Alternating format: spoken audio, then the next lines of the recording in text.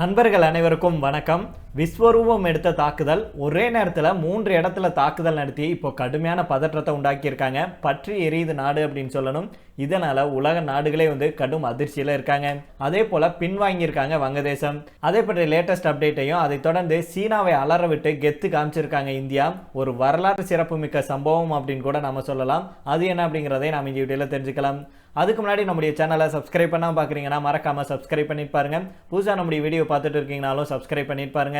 அதே போல் நம்முடைய ஃபேஸ்புக் பேஜையும் தவறாமல் ஃபாலோ பண்ணிக்கோங்க. முதல் செய்தியாக வங்கதேசத்தை பற்றிய லேட்டஸ்டான அப்டேட்டை தெரிஞ்சுக்கலாம். வங்கதேச சுதந்திரத்துக்காக போராடியவர்களுடைய வாரிசுகளுக்கு இடஒதுக்கீடு வழங்கப்படுறதுக்கு எதிராக அங்கு நாடு முழுக்க போராட்டங்கள் வெடித்த நிலையில இது தொடர்பாக அந்த நாட்டு உச்சநீதிமன்றம் முக்கிய உத்தரவை பிறப்பிச்சிருக்காங்க. முன்பு அரசு வேலைகளில் சுதந்திர போராட்ட தியாகிகளுடைய வாரிசுகளுக்கு 30% இடஒதுக்கீடு வழங்கப்பட்ட நிலையில அதை 5% குறைச்சி நீதிமன்றம் உத்தரவிட்டிருக்காங்க. அண்டை நாடான வங்கதேசத்துல சுதந்திர போராட்ட தியாகிகளுடைய வாரிசுகளுக்கு வழங்கப்படும் இடஒதுக்கீட்டுக்கு எதிராக பல்வேறு இடங்கள்ல போராட்டம் நடந்துட்டு வருது. கடந்த ஜூலை 5ஆம் தேதி இந்த இடஒதுக்கீட்டுக்கு அந்த நாட்டு ஹைகோர்ட் அனுமதி அளித்த நிலையில போராட்டங்கள் ஆரம்பிச்சிச்சு. பல இடங்கள்ல இந்த போராட்டங்கள் வன்முறையாகவும் வெடிச்சது. இதனால சுமார் கிட்டத்தட்ட 150 பேர் உயிரிழந்திருக்காங்க. அங்கே அரசு வேலைகளில் சுதந்திர போராட்டத்தில் ஈடுபட்டவருடைய தியாகிகளுடைய வாரிசுகளுக்கு 30% இடஒதுக்கீடு வழங்கப்பட்டு வந்தது. இருந்தாலும் அது கடந்த 2018ஆம் ஆண்டு ரத்து செய்யப்பட்டது. இதை எதிர்த்து அந்த நாட்டு உயர்நீதிமன்றத்தில் தொடரப்பட்ட வழக்கில் ரத்து செய்யப்பட்டது செல்லாது அப்படின்னும் மீண்டும் இடஒதுக்கீட்டை வழங்க வேண்டும் அப்படின்னு கடந்த ஜூலை 5ஆம் தேதி உத்தரவிட்டாங்க. இதுவே போராட்டத்துக்கு காரணமாக அமைஞ்சிச்சு. இதற்கிடையில தான் இது தொடர்பான வழக்கை விசாரித்த வங்கதேச உச்சநீதிமன்றம் சில முக்கிய உத்தரவுகளை பிறப்பிச்சிருக்காங்க. இடஒதுக்கீட்டை முழுமையாக நீக்க மறுத்த வங்கதேச உச்சநீதிமன்றம் அங்கே அரசு வேலைகளுக்கான இடஒதுக்கீட்டை குறைச்சிருக்காங்க. புதிய விதிகளின்படி 1971 விடுதலை போர்ல பங்கேற்றவர்களுடைய வாரிசுகளுக்கு 5% இடஒதுக்கீடு வழங்கப்படும். இது தொடர்பாக அட்டர்னி ஜெனரல் AM அமீன் உடின் அவர் என்ன சொல்றாருன்னா, இடஒதுக்கீட்டை திரும்ப கொண்டு வரும் வங்கதேச உயர்நீதிமன்ற உத்தரவை சுப்ரீம் கோர்ட் சட்டவிரோதமாக கருதுது. உச்சநீதிமன்றம் அளித்துள்ள தீர்ப்பின்படி இனி 93% அரசு வேலைகளை தகுதி அடிப்படையில் நிரப்பப்படும் அப்படின்னு சொல்லியிருக்கிறாரு. இந்த திருத்தப்பட்ட விதிகளின்படி பார்த்தோம் அப்படின்னா 1971 வங்கதேசத்துடைய சுதந்திரத்துக்காக போராடிய வீரர்களுடைய வாரிசுகளுக்கு அரசு வேலைகளில் 5% இடஒதுக்கீடு வழங்கப்படும். மற்ற தேவையான பிரிவுகளுக்கு கூடுதலாக 2% ஒதுக்கப்படும். அதாவது 1% பழங்குடியினத்தவருக்கும் மற்றொரு 1% மாற்றுத்திறனாளிகள் மற்றும் 3ஆம் பாலினத்தவருக்கு ஒதுக்கி உத்தரவிடப்பட்டிருக்கு. முன்பு இடஒதுக்கீடெல்லாம் போக வெறும் 44% மட்டும்தான் பொது பிரிவினருக்கு வழங்கப்பட்டுச்சு. ஆனா இந்த உத்தரவின் மூலம் பொது பிரிவினருக்கு 93% கிடைக்கும். இந்த உத்தரவை தொடர்ந்து போராட்டங்கள் முடிவுக்கு வரும் அப்படின்னு எதிர்பார்க்கப்படுது. வங்கதேச உச்சநீதிமன்ற நீதிபதியும் கூட தன்னுடைய தீர்ப்புக்கு அப்புறம் மாணவர்கள் போராட்டத்தை கைவிட்டுவிட்டு வகுப்புகளுக்கு திரும்ப வேண்டும் அப்படின்னு கோரிக்கை வச்சார் அப்படிங்கிற குறிப்பிடத்தக்கது. அதனால எப்படியோ மாணவர்கள் நடத்திய போராட்டத்துக்கு ஒரு முடிவு கிடைச்சிருக்கு. அதனால இங்க இருக்கும் மாணவர்கள் பின்வாங்க வேண்டும் அப்படிங்கிறதா நம்முடைய கருத்தாக இருக்கு. இதை தொடர்ந்து பற்றி எரியுது. திடீரென குண்டுமலை பொழிந்து இஸ்ரேல் உச்சகட்ட பதற்றத்தை ஏற்படுத்தியிருக்கு. இஸ்ரேல் தலைநகர் டெல் அவீவ் நகர்ல சமீபத்தில் ஹவுதி பயங்கரவாதிகள் ட்ரோன் தாக்குதலை நடத்தினாங்க. இதற்கு பதிலடி தரும் வகையில ஹவுதிகள் கட்டுப்பாட்டில் இருக்கும் ஏமன் துறைமுகமான கொடைடாவுல இஸ்ரேல் போர் விமானங்கள் நடத்திய தாக்குதல்ல 3 பேர் கொல்லப்பட்டாங்க. மேலும் பலர் படுகாயம் அடைஞ்சாங்க. மத்திய கிழக்கு பகுதியில் இப்போது பதற்றமான சூழல் தான் நிலவிட்டு வருது. ஒரு பக்கம் இஸ்ரேல் ஹமாஸ் இடையிலான மோதல் பல மாதங்களாக தொடர்ந்துட்டு வருது. மற்றொரு பக்கம் ஹமாஸுக்கு ஆதரவாக ஏமனில் இருக்கும் ஈரான் ஆதரவு பெற்ற கிளர்ச்சி குழுவான ஹவுதி பயங்கரவாதிகளும் இஸ்ரேல் மீது அவ்வப்போது தாக்குதல் நடத்திட்டு வர்றாங்க. இதனால இங்கே பதற்றம் ஏற்பட்டிருக்கு. அதன்படி இஸ்ரேல் தலைநகர் டெல் அவீவ் நகர்ல சமீபத்தில் ஹவுதி பயங்கரவாதிகள் ட்ரோன் தாக்குதலை நடத்தினாங்க. இதுல இஸ்ரேல் நாட்டை சேர்ந்த ஒருவர் பரிதாபமாக உயிரிழந்தாரு. இதற்கிடையில தான் இதற்கு பதிலடி தரும் வகையில ஹவுதிகள் கட்டுப்பாட்டில் இருக்கும் ஏமன் துறைமுகமான கொடைடாவில் இஸ்ரேல் போர் விமானங்கள் தாக்குதல்களை நடத்தினாங்க. இதுல 3 பேர் உயிரிழந்திருக்காங்க. ஏமன் துறைமுகத்தில் நடத்தப்பட்ட இந்த தாக்குதல்னால அங்கு கருப்பு புகை சூழ்ந்திருக்கு. இஸ்ரேல் இந்த தாக்குதலுக்கு பொறுப்பேற்றிருக்காங்க. மேலும் இது தொடர்பாக இஸ்ரேலுடைய பாதுகாப்பு அமைச்சர் யோவ் கேலண்ட் அவர்கள் என்ன சொல்றாருன்னா, இஸ்ரேல் மக்கள் சிந்தும் ரத்தத்துக்கு ஒரு விலை உண்டு. அவங்க நடத்தும் ஒவ்வொரு தாக்குதலுக்கும் பதிலளிக்க வேண்டியிருக்கும். தாக்குதல்கள் தொடர்ந்தால் பதிலடிகளும் தொடரும் அப்படின்னு சொல்லியிருக்கிறாரு. காசா போரின் போது இஸ்ரேல் மேல தாக்குதல் நடத்தியதாக சொல்லும் அனைத்து பயங்கரவாதிகளுக்கும் இது ஒரு எச்சரிக்கை. கொடைடாவில் பற்றி எரியும் தீ மத்திய கிழக்கு முழுவதும் தெரியும். இது அனைவருக்கும் ஒரு வார்னிங் அப்படின்னு அவர் மேலும் தெரிவிச்சிருக்கிறாரு. இஸ்ரேல் நடத்தியிருக்கும் இந்த தாக்குதல்ல 3 பேர் கொல்லப்பட்டாங்க. 87 பேர் காயமடைஞ்சிருக்காங்க. காயமடைந்தவர்கள பெரும்பாலானவர்களுக்கு கடுமையான தீக்காயங்கள் இருக்கிறதுனால உயிரிழப்புகள் அதிகரிக்கலாம் அப்படின்னு அஞ்சப்படுது. மேலும் இஸ்ரேலுக்கு தீங்கு விளைவிப்போருக்கு கடுமையான பதிலடி தரப்படும் அப்படின்னு இஸ்ரேல் பிரதமர் பெஞ்சமின் நெத்தன்யாகும் தெரிவிச்சிருக்கிறாரு. F-15 ஜெட் விமானங்கள் மூலம் இந்த தாக்குதல் நடத்தப்பட்டிருக்கு. தாக்குதலை நடத்தி முடித்தவுடன் இந்த ராணுவ விமானங்கள் இஸ்ரேலுக்கு திரும்பிவிட்டதாகவும் இஸ்ரேல் அரசு தெரிவிச்சிருக்காங்க.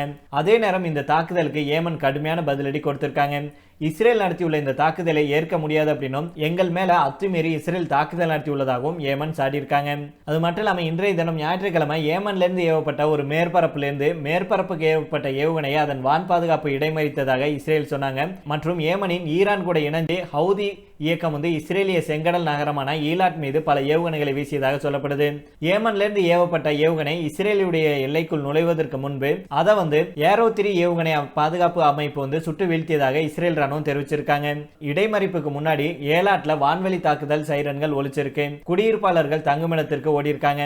வெள்ளிக்கிழமை ஏமனுக்குள்ள டெல் அவிவின் மையத்தை தாக்கிய ஆளில்லா விமானத்தை ஏவுனாங்க. ஒரு நபர் கொல்லப்பட்டது, 4 பேர் காயமடைஞ்சாங்க. இதற்கு பதிலடியாக நேற்றைய தினம் இஸ்ரேலுடைய போர் விமானங்கள் ஏமனுடைய ஹொடைடா துறைமுகத்துக்கு அருகே வான்வெளி தாக்குதலை நடத்தினாங்க. ஹவுதி ராணுவ இலக்குகள் அப்படின்னு இஸ்ரேல் கூறி தாக்குதலை நடத்தினாங்க. இந்த நிலையில தான் ஹவுதியும் இப்போ இஸ்ரேலுக்கு கடுமையான ஒரு பதிலடி தாக்குதலை நடத்திட்டு வருது. இது உச்சகட்ட பதற்றத்தை ஏற்படுத்திட்டு வருது அப்படின்னு தான் நம்ம சொல்லணும். அதே போல சீனாவை அலற விட்டு கெத்து காமிச்சிருக்காங்க இந்தியா.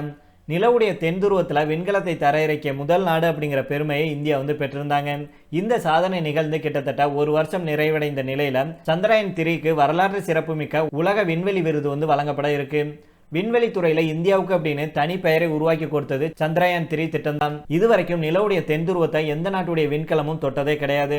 ஆனா முதல் முறையாக இந்தியா இந்த மகத்தான வரலாற்று சாதனையை படைச்சிருக்காங்க. இந்த சாதனை ஒட்டுமொத்த மனித சமூகத்திற்குமான சாதனை அப்படின்னு இஸ்ரோ சொல்லியிருக்காங்க. அதாவது கடந்த ஜூலை மாதம் 14ஆம் தேதி நிலவுக்கு சந்திரயான் 3 விண்கலத்தை இஸ்ரோ அனுப்புனாங்க. சந்திரயான் 3 விண்கலம் பூமியை 6 முறை சுற்றி 41 நாட்கள் பயணத்துக்கு அப்புறம் நிலவுடைய தென் துருவத்தில் இறங்கி வரலாற்று சாதனையை படைச்சிச்சு. இதுவரைக்கும் உலகின் எந்த ஒரு நாடும் நிலவுடைய தென் துருவத்தில் விண்கலனை தரையிறக்கியதே கிடையாது. அப்படி இருக்கையில சந்திரயான் வெற்றிகரமாக தரையிறங்கி ஆய்வை தொடங்கினாங்க. அது வரைக்கும் இந்தியாவை வளர்ந்தோறும் நாடாக பார்த்த உலகம் இந்த வெற்றிக்கு அப்புறம் அதனுடைய பார்வையை மாற்றிக்கொண்டாங்க. ஆய்வுல நிலவுல oxygen, sulphur, aluminium, calcium, iron, chromium, titanium, manganese, silicon உள்ளிட்ட தனிமங்கள் இருப்பதை சந்திரயான் 3 பிரக்யான் ரோவர்ல இருந்த LIPS கருவியை கண்டுபிடித்து சொன்னது. இந்தியாவுக்கு முன்னர் நிலவுக்கு ரஷ்யாவும் அமெரிக்காவும் சீனா உள்ளிட்ட நாடுகளும் விண்கலன்களை அனுப்பி ஆய்வு செஞ்சிருந்தாலும் இஸ்ரோவுடைய பிரக்யான் ரோவர் தான் முதல்ல நிலவுல சல்பர் இருப்பதை கண்டுபிடிச்சாங்க. இது இஸ்ரோ படைத்த 2வது சாதனை. அதே போல டைட்டானியம் கண்டுபிடிச்சிருப்பது நிலவுடைய தென் துருவத்தின் மீதான ஆர்வத்தை மேலும் அதிகரிச்சிருக்கு. அதாவது இந்த தனிமம் உலகின் மிகவும் அரிதானது. பூமியில வெறும் 0.63% மட்டும்தான் இருக்கக்கூடிய தனிமம் இது. இதை கொண்டுதான் விமானங்கள் மற்றும் ராக்கெட்டுகள் உருவாக்கப்படுது. இரும்பை போல கனமாக இல்லாமல் லேசானதாக இருக்கும். ஆனா இதனுடைய உறுதி திறன் அபாரமானதாக இருக்கும். அதனால இந்த தனிமத்துக்கு பூமியில டிமாண்ட் அதிகம். சல்பரும் வெடிமருந்துகள் தயாரிக்க பயன்படுத்தப்படுது. இதை கொண்டு மிக குறைந்த தூரம் செல்லும் ராக்கெட்டுகளையும் உற்பத்தி செய்ய முடியும். எதிர்காலத்துல நிலவை காலனிப்படுத்த முயலும் போது இந்த தனிமங்கள் நிச்சயம் பயன்படும். இதெல்லாம் கண்டுபிடிச்சு சொன்னதுக்கு அப்புறம் விக்ரம் லேண்டரும் பிரக்யான் ரோவரும் உறக்க நிலைக்கு சென்றது. நிலவுல இரவு நேரத்துல -200 டிகிரிக்கு அதிகமாக குளிர் இருக்கும். அதனால உறக்க நிலைக்கு சென்ற ரோவரை மீண்டும் எழுப்ப முடியாமல் போச்சு. இருந்தாலும் சந்திரயான் 3 விண்கலம் 2023ஆம் ஆண்டு செய்த சாதனை விண்வெளி துறையில இந்தியாவுக்கு அப்படின்னு ஒரு தனித்த அடையாளத்தை உருவாக்கி இருக்கு அப்படிங்கிறதுல மாற்று கருத்து இருக்க முடியாது. இந்த சாதனை நடந்து ஒரு வருஷம் நிறைவடைந்துள்ள நிலையில சந்திரயான் 3க்கு வரலாற்று சிறப்புமிக்க விண்வெளி விருது வழங்கப்பட்டிருக்கு. அதாவது சர்வதேச விண்வெளி கூட்டமைப்பால உலக விண்வெளி விருது வழங்கப்பட்டிருக்கு. இத்தாலியுடைய மிலன்ல 75வது சர்வதேச விண்வெளி மாநாட்டின் தொடக்க விழாவின் போது அக்டோபர் 14ஆம் தேதி இந்த விருது வழங்கும் விழா திட்டமிடப்பட்டிருக்கு. இதைத் தொடர்ந்து கடைசி செய்தியாக பார்த்தோம் அப்படின்னா டொனால்ட் ட்ரம்புடைய 2வது ஆட்சி காலம் அமையக்கூடும் அப்படிங்கிற சூழ்நிலையில ஆசியாவில் இருக்கும் பங்கு தரகர்கள் அதற்கேற்றபடியான வர்த்தகத்துக்கான தளத்தை அமைக்கிறதுக்கு தொடங்கியிருக்காங்க.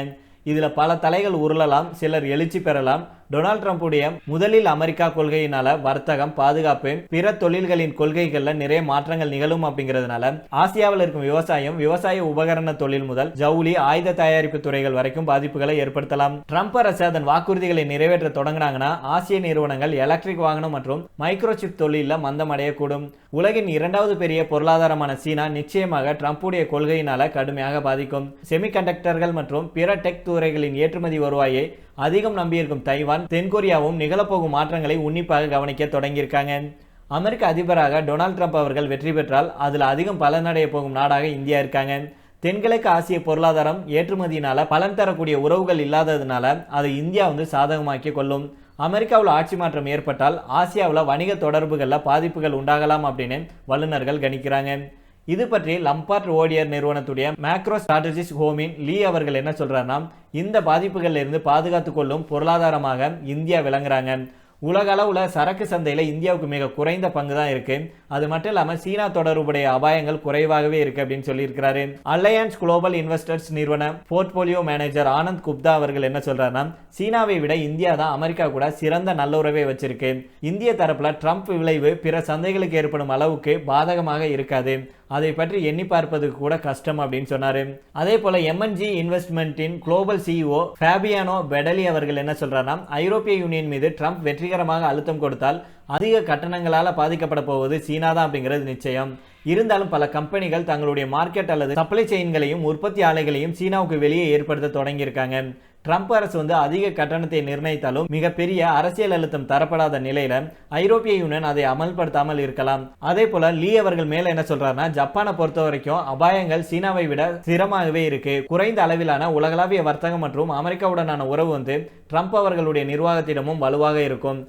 அதே போல தைவானும் தென்கொரியாவும் செமிகண்டக்டர் மற்றும் மைக்ரோசிப் துறையில ட்ரம்ப் நிர்வாகத்தின் கடுமையை சந்திக்க நேர்ந்துச்சுன்னா அது ஜப்பான் தனக்கு சாதகமாக்கி கொள்ளும் அப்படின்னு சொல்லியிருக்கிறாரு. அதே போல் ஆசியாவில் மிகப்பெரிய அளவில் பலம்பெற போகும் நாடுகள் அப்படின்னு எதுன்னு எடுத்தோம்னா அது வியட்நாம், தைவான், மலேசியா அப்படின்னு சொல்லியிருக்காங்க. அடிமட்ட உற்பத்தி துறைகளான ஜவுளி, மர பர்னிச்சர் போன்ற தொழில்களில் வியட்நாம் நல்ல பலன் பெறும் அப்படின்னும், தைவான் மற்றும் மலேசியா எலக்ட்ரானிக் பொருட்கள் சப்ளை செயினில் பலம் பெறும் அப்படின்னு சொல்லியிருக்காங்க. அதனால இந்தியாவுக்கு எந்த ஒரு பெரிய பாதிப்பும் இருக்காது. ஆனால் சீனாவுக்கு ஒரு பெருத்த அடி விழும். மீண்டும் அதிபராக ட்ரம்ப் அவர்கள் பதவியேற்றார் அப்படின்னா சீனாவுக்கு ஒரு மிகப்பெரிய ஆப்பு காத்து இருக்கு அப்படின்னு பல வல்லுநர்கள் கணிச்சிருக்காங்க. அதனால பொறுத்திருந்து பார்ப்போம். இதை பற்றி நீங்கள் என்ன நினைக்கிறீங்க அப்படிங்கிறத கீழே உள்ள கமெண்ட் பாக்ஸில் சொல்லுங்கள். மீண்டும் நாளை வேறொரு செய்திகளுடன் உங்களை சந்திக்கிறேன். நன்றி, வணக்கம்.